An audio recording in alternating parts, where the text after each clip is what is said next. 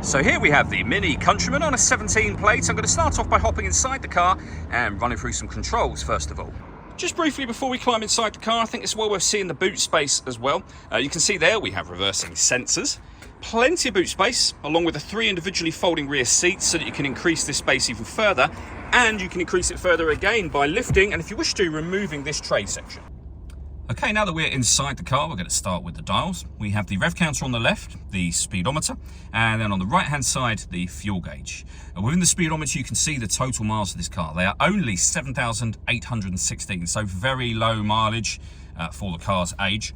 We can change the information that's displayed above that for various bits of trip computer, fuel economy information, and we can have the digital readout for the speedometer as well. If we back out to the steering wheel, on the left-hand side, we have cruise control and speed limiter, and on the right hand side, stereo and phone controls.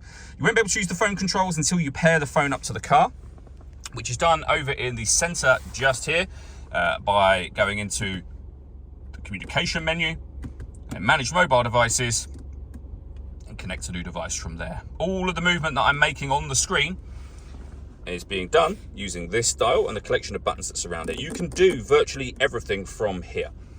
For example, you could pay your phone, as we just did a moment ago. You can go to media and radio. This is where you'll see you've got DAB, FM and AM radio. You can input your own music collection.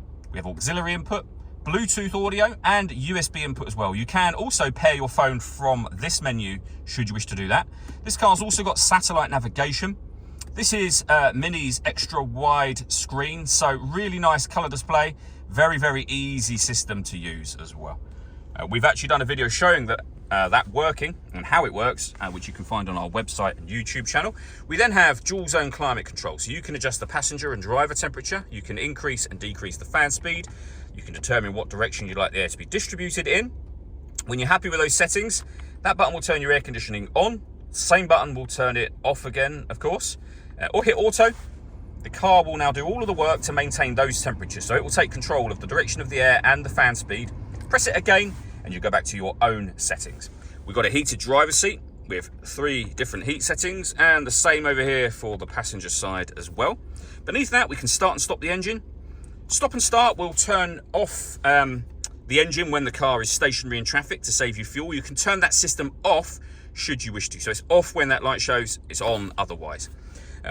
Underneath this section, we have our auxiliary USB input and 12-volt charging socket, the gear lever for the fully automatic gearbox, and then this ring just here will change the driving setup of the car. So you're able to put the car from here into sport, into mid, which is your everyday driving, and into green as well.